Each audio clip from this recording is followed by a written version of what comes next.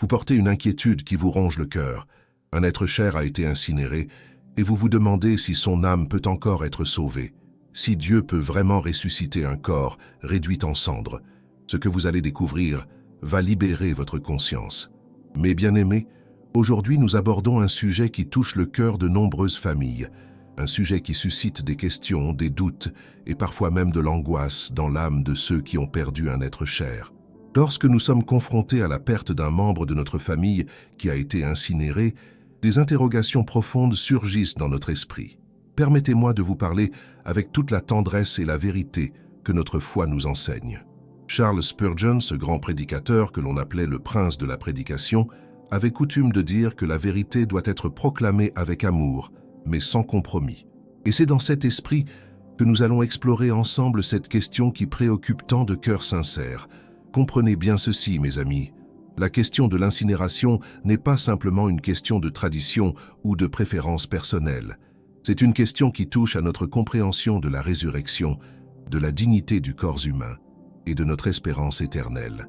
Beaucoup se demandent avec une profonde inquiétude si le fait qu'un corps ait été réduit en cendres pourrait d'une quelconque manière affecter le salut de l'âme ou la résurrection promise par notre Seigneur. Laissez-moi vous rassurer immédiatement avec l'autorité des Écritures. Dans le livre de l'Ecclésiaste, chapitre 12, verset 7, il est écrit que la poussière retourne à la terre comme elle y était, et que l'Esprit retourne à Dieu qui l'a donné. Voyez-vous, mes bien-aimés, la puissance de Dieu n'est pas limitée par la forme que prend notre dépouille mortelle après notre départ. Pensez un instant aux martyrs chrétiens qui ont été brûlés vifs pour leur foi à travers les siècles. Pensez à ces saints hommes et femmes qui ont donné leur vie, dont les corps ont été consumés par les flammes de la persécution. Dieu aurait-il abandonné ces âmes fidèles simplement parce que leur corps a été réduit en cendres par la main de leurs persécuteurs? Non, 1000 fois non. Notre Dieu est le Dieu de l'impossible. Il est celui qui a créé l'univers entier à partir du néant. Il est celui qui a insufflé la vie dans la poussière de la terre pour créer le premier homme. Croyez-vous vraiment qu'il serait incapable de ressusciter un corps qui a été incinéré? La résurrection ne dépend pas de l'état de notre corps physique, mais de la toute-puissance divine. Dans le livre de Job, au chapitre 19, versets 25 à 27, nous trouvons ces paroles magnifiques et pleines d'espérance. Job déclare qu'il sait que son Rédempteur est vivant et qu'il se lèvera le dernier sur la terre. Même après que sa peau aura été détruite, il verra Dieu de sa propre chair. Remarquez la foi inébranlable de Job, même face à la perspective de la destruction totale de son corps. Charles Spurgeon enseignait avec une clarté remarquable que notre salut ne repose pas sur la préservation de notre corps terrestre, mais sur l'œuvre achevée de Christ à la croix. L'âme qui met sa confiance en Jésus-Christ est scellée pour le jour de la rédemption, peu importe ce qui advient de son enveloppe corporelle après la mort. C'est là une vérité fondamentale que nous devons ancrer profondément dans nos cœurs. Mais je comprends vos préoccupations, mes amis. Je comprends que certains d'entre vous portent un fardeau de culpabilité ou d'inquiétude. Peut-être avez-vous pris la décision de faire incinérer un membre de votre famille, ou peut-être cette décision a-t-elle été prise sans votre consentement. Vous vous demandez maintenant si vous avez fait le bon choix, si cette décision pourrait avoir des conséquences éternelles.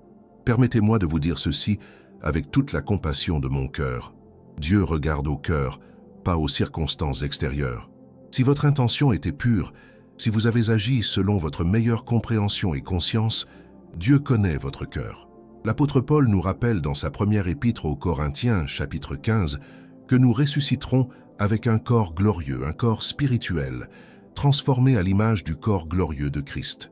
Ce corps de résurrection ne sera pas simplement notre ancien corps reconstitué.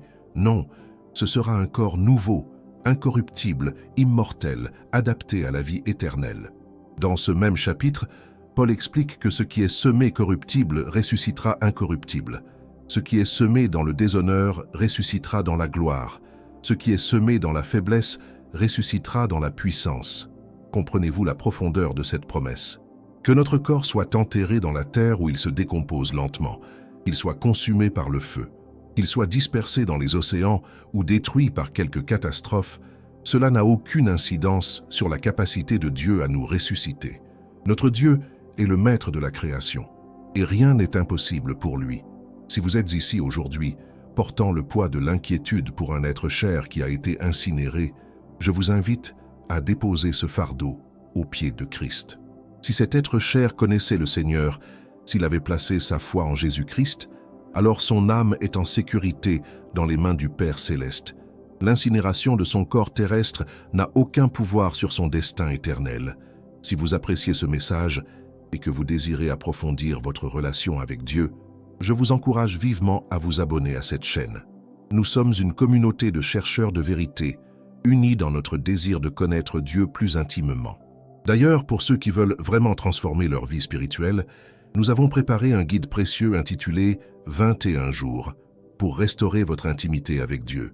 Ce n'est pas simplement un livre, c'est un compagnon de voyage spirituel qui vous aidera à reconstruire cette relation profonde avec le Seigneur. Vous trouverez le lien dans le premier commentaire épinglé sous cette vidéo.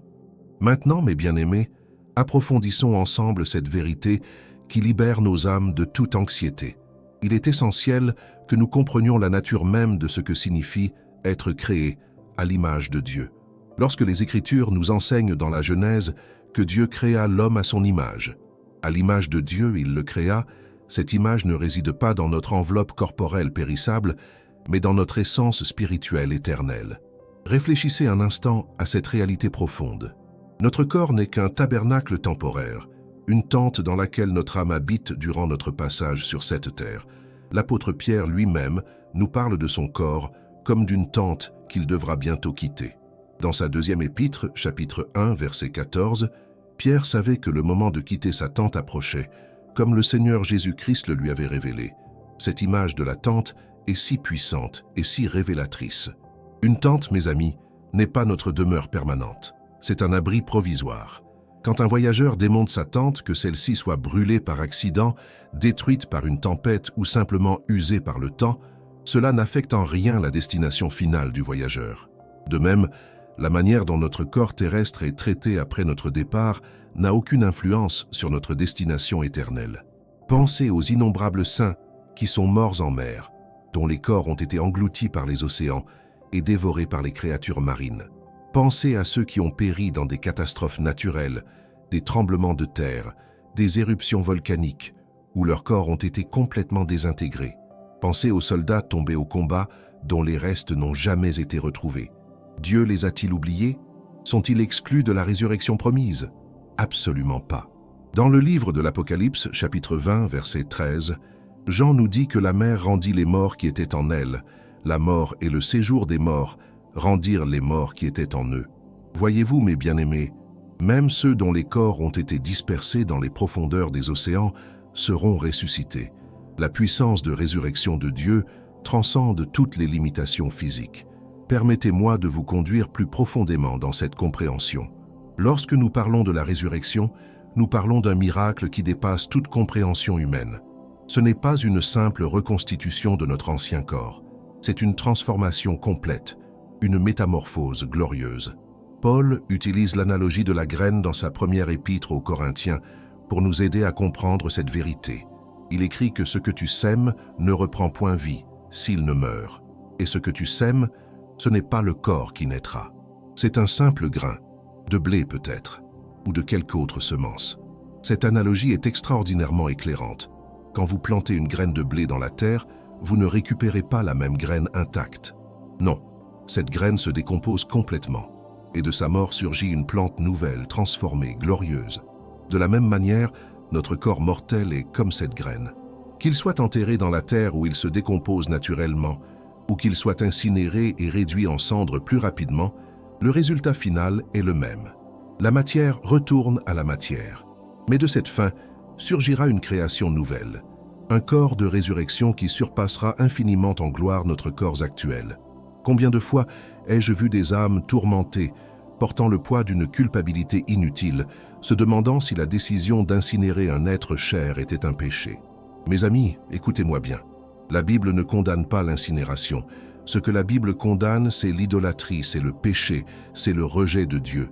Mais elle ne prononce aucun jugement contre la manière dont un corps est traité après la mort. Certes, dans les traditions juives de l'Ancien Testament, l'enterrement était la pratique courante, mais cette pratique était culturelle, liée aux coutumes du peuple de Dieu à cette époque. Elle n'était pas un commandement divin absolu. Nulle part dans les Écritures, vous ne trouverez un passage qui dit que l'incinération empêche la résurrection ou disqualifie une personne du salut. Ce qui importe vraiment, ce qui compte aux yeux de Dieu, c'est l'état de notre cœur pendant notre vie. C'est notre foi en Jésus-Christ. C'est notre repentance sincère de nos péchés. C'est notre engagement à suivre le Seigneur. C'est notre amour pour Dieu et pour notre prochain. Voilà ce qui détermine notre destinée éternelle, pas la méthode utilisée pour disposer de notre dépouille mortelle. Dans l'évangile de Jean, chapitre 5, verset 24, Jésus lui-même nous donne cette assurance merveilleuse. Il dit que celui qui écoute sa parole et qui croit à celui qui l'a envoyé a la vie éternelle et ne vient point en jugement, mais il est passé de la mort à la vie. Remarquez que Jésus ne mentionne rien concernant la préservation du corps. La promesse de la vie éternelle repose entièrement sur la foi et l'obéissance. Mes bien-aimés, si vous avez un membre de votre famille qui a été incinéré et qui marchait avec le Seigneur, soyez en paix. Son corps terrestre n'est plus, c'est vrai, mais son âme est vivante en présence de Dieu. Et au jour glorieux de la résurrection, ce même être cher se lèvera avec un corps nouveau, incorruptible, immortel, parfaitement adapté à la vie éternelle dans la présence de Dieu. D'un autre côté, si cet être cher n'avait pas accepté Christ comme sauveur, alors le véritable sujet de préoccupation n'est pas la méthode de disposition du corps, mais l'état de son âme. C'est là que nos prières doivent se concentrer, non pas sur des questions de rituels funéraires, mais sur des questions de destinée éternelle et de rédemption. Laissez-moi vous rappeler que notre espérance ne repose pas sur des traditions humaines ou sur des pratiques culturelles. Notre espérance repose sur la personne et l'œuvre de Jésus-Christ. C'est lui qui a vaincu la mort. C'est lui qui détient les clés de la mort et du séjour des morts. C'est lui qui a promis de ressusciter tous ceux qui croient en lui. Dans cette marche de foi que nous parcourons ensemble, il est temps maintenant d'aborder une question qui préoccupe profondément certains d'entre vous. Vous vous demandez peut-être comment honorer la mémoire de ceux qui ont été incinérés, comment maintenir ce lien de respect et d'amour envers ceux qui sont partis. C'est une préoccupation légitime qui témoigne de la tendresse de vos cœurs. Laissez-moi vous dire ceci avec toute la clarté nécessaire. Honorer nos morts ne réside pas dans la préservation de leurs restes physiques, mais dans la manière dont nous vivons notre propre vie en réponse à leur héritage spirituel. Le véritable hommage que nous rendons à ceux qui nous ont précédés dans la gloire est de marcher fidèlement sur le chemin que Christ a tracé pour nous. Pensez à l'apôtre Paul, ce grand serviteur de Dieu dont nous ne connaissons même pas le lieu de sépulture exact. Pensez à Pierre, à Jacques, à tant d'autres disciples et saints dont les corps ont disparu depuis longtemps. Pourtant, leur héritage spirituel continue de transformer des vies 2000 ans plus tard. Ce n'est pas la préservation de leur corps qui compte, mais l'impact éternel de leur foi et de leur témoignage. Dans le livre des Hébreux, chapitre 11, nous trouvons cette galerie magnifique des héros de la foi. Ces hommes et ces femmes qui ont vécu par la foi, qui sont morts dans la foi, sans avoir obtenu les choses promises. L'auteur nous dit qu'ils les ont seulement vus et salués de loin, reconnaissant qu'ils étaient étrangers et voyageurs sur la terre. Voyez-vous, mes amis, leur grandeur ne résidait pas dans leur tombeau, mais dans leur foi vivante. Je veux vous parler maintenant de quelque chose de profondément important. Si vous portez une culpabilité ou une inquiétude concernant l'incinération d'un être cher, je vous exhorte à examiner la source véritable de ces sentiments. Est-ce que cette culpabilité vient de Dieu, ou vient-elle de traditions humaines, de pression sociale, ou peut-être même de l'ennemi de nos âmes qui cherche à vous accabler? Dieu ne nous charge pas de fardeaux inutiles. Jésus lui-même nous dit dans l'évangile de Matthieu, chapitre 11, versets 28 à 30, « De venir à lui, nous tous qui sommes fatigués et chargés, et il nous donnera du repos. Son joug est doux et son fardeau léger. » Si vous portez un fardeau de culpabilité concernant des décisions prises en toute bonne foi, ce fardeau ne vient pas du Seigneur. Permettez-moi de vous guider vers une compréhension plus profonde de ce que signifie véritablement mourir dans le Seigneur. Dans le livre de l'Apocalypse, chapitre 14, verset 13, une voix du ciel proclame une bénédiction spéciale. « Heureux dès à présent les morts qui meurent dans le Seigneur. » Oui, dit l'Esprit, afin qu'ils se reposent de leurs travaux car leurs œuvres les suivent. Remarquez bien ce passage extraordinaire. Ce qui suit les croyants dans l'éternité, ce ne sont pas leurs corps physiques, mais leurs œuvres accomplies dans la foi. Ce sont leurs actes d'amour, leurs services fidèles, leurs témoignages pour Christ, leur impact sur les vies qu'ils ont touchées. Voilà ce qui traverse le seuil de l'éternité avec eux. La disposition de leur corps terrestre n'entre pas dans cette équation divine. Mais bien-aimés, comprenez-vous la liberté que cette vérité nous apporte? Nous ne sommes pas liés par des rituels ou des traditions qui n'ont aucun fondement biblique. Nous sommes libres en Christ. Cette liberté ne signifie pas l'irrespect ou l'insouciance, mais elle signifie que nous ne sommes pas asservis à des peurs sans fondement ou à des superstitions déguisées en piété. Certains pourraient argumenter en citant des passages de l'Ancien Testament où l'on parle de sépulture. Il est vrai que l'enterrement était la norme dans la culture biblique. Mais nous devons faire la distinction entre ce qui est descriptif et ce qui est prescriptif dans les Écritures. Beaucoup de choses décrites dans la Bible sont des pratiques culturelles de l'époque, pas des commandements divins pour tous les temps et tous les lieux. Ce qui est prescriptif, ce qui est commandé par Dieu, c'est d'aimer le Seigneur de tout notre cœur, de toute notre âme et de toute notre force. C'est d'aimer notre prochain comme nous-mêmes. C'est de faire des disciples de toutes les nations.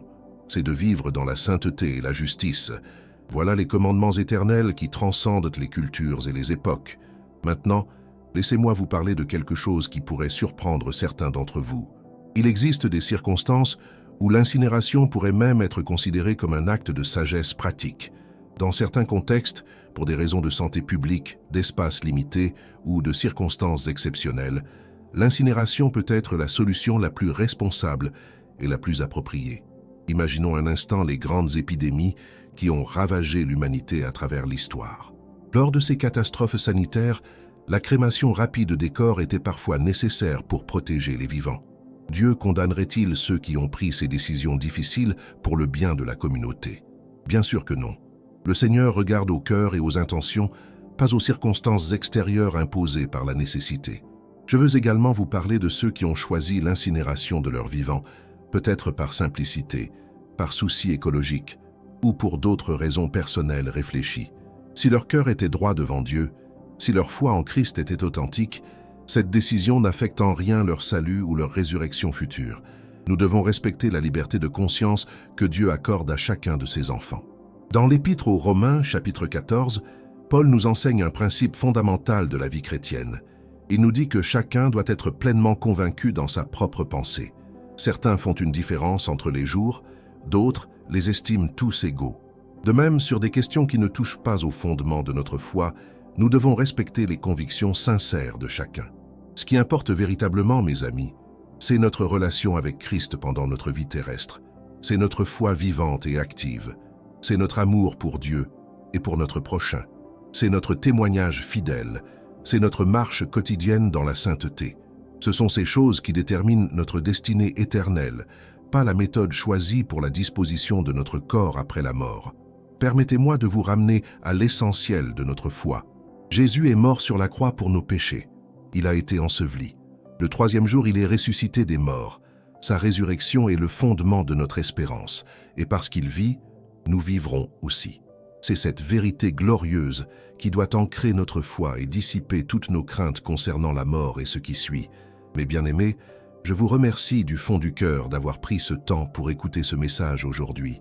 Votre présence ici témoigne de votre soif de vérité et de votre désir de comprendre les voies de Dieu avec clarté et profondeur. Si ce message a touché votre cœur, je vous invite à vous abonner à cette chaîne, à laisser un like et à partager vos réflexions dans les commentaires. Votre engagement nous aide à construire une communauté de foi solide et authentique. N'oubliez pas notre guide 21 jours pour restaurer votre intimité avec Dieu, disponible dans le premier commentaire épinglé. C'est un outil précieux pour approfondir votre marche avec le Seigneur. Continuez votre voyage spirituel en regardant les prochaines vidéos qui apparaîtront sur votre écran. Que Dieu vous bénisse abondamment. À très bientôt.